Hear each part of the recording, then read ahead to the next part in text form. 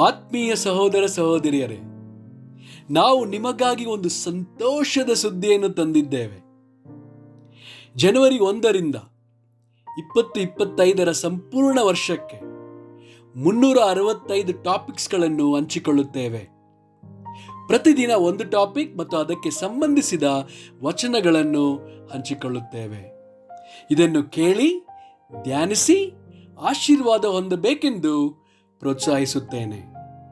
ದಯವಿಟ್ಟು ಸಬ್ಸ್ಕ್ರೈಬ್ ಮಾಡಿ ನಿಮ್ಮ ಸ್ನೇಹಿತರೊಂದಿಗೆ ಹಂಚಿಕೊಳ್ಳಿ.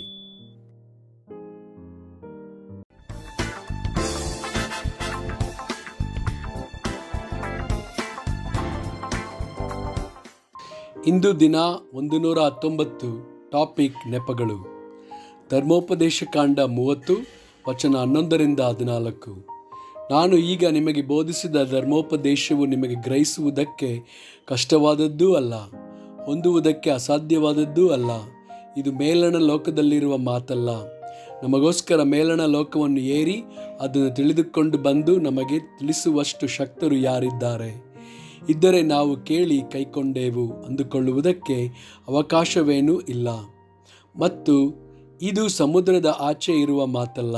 ನಮಗೋಸ್ಕರ ಸಮುದ್ರವನ್ನು ದಾಟಿ ಅದನ್ನು ತೆಗೆದುಕೊಂಡು ಬಂದು ನಮಗೆ ತಿಳಿಸುವಷ್ಟು ಶಕ್ತರು ಯಾರಿದ್ದಾರೆ? ಇದ್ದರೆ ನಾವು ಕೈಕೊಂಡೇವು ಅಂದುಕೊಳ್ಳುವುದಕ್ಕೆ ಆಸ್ಪದವೇನೂ ಇಲ್ಲ.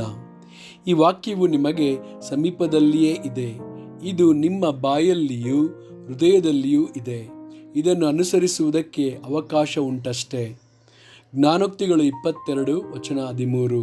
ಹೊರಗೆ ಸಿಂಹವಿದೆ, ನನ್ನನ್ನು ಬೀದಿಯಲ್ಲಿ ಕೊಂದೀತು ಎಂಬುದು ಸೋಮಾರಿಯ ನೆವ.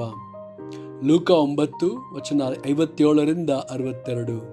ಅವರು ದಾರಿಯಲ್ಲಿ ಹೋಗುತ್ತಿರುವಾಗ ಯಾವನೋ ಒಬ್ಬನು ಯೇಸುವಿಗೆ, ನೀನು ಎಲ್ಲಿಗೆ ಹೋದರೂ ನಾನು ನಿನ್ನ ಹಿಂದೆ ಬರುತ್ತೇನೆ ಎಂದು ಹೇಳಲು ಆತನು ಅವನಿಗೆ, ನರಿಗಳಿಗೆ ಗುದ್ದುಗಳಿವೆ, ಆಕಾಶದಲ್ಲಿ ಹಾರಾಡುವ ಹಕ್ಕಿಗಳಿಗೆ ಗೂಡುಗಳಿವೆ, ಆದರೆ ಮನುಷ್ಯಕುಮಾರನಿಗೆ ತಲೆ ಇಡುವಷ್ಟು ಸ್ಥಳವೂ ಇಲ್ಲ ಎಂದು ಹೇಳಿದನು. ಆತನು ಮತ್ತೊಬ್ಬನಿಗೆ, ನನ್ನನ್ನು ಹಿಂಬಾಲಿಸು ಎಂದು ಹೇಳಲು ಅವನು, ಸ್ವಾಮಿ, ನಾನು ಮೊದಲು ಹೋಗಿ ನನ್ನ ತಂದೆಯ ಉತ್ತರ ಕ್ರಿಯೆಗಳನ್ನು ಮಾಡಿ ಬರುವಂತೆ ನನಗೆ ಅಪ್ಪಣೆಯಾಗಬೇಕು ಅಂದನು.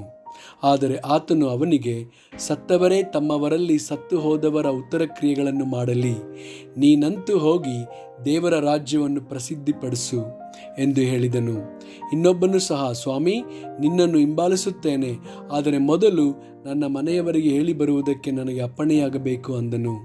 ಯೇಸು ಅವನಿಗೆ, ಯಾವನಾದರೂ ನೇಗಿಲಿನ ಮೇಲೆ ತನ್ನ ಕೈಯನ್ನು ಹಾಕಿ ಹಿಂದಕ್ಕೆ ನೋಡಿದರೆ ಅವನು ದೇವರ ರಾಜ್ಯಕ್ಕೆ ತಕ್ಕವನಲ್ಲವೆಂದು ಹೇಳಿದನು.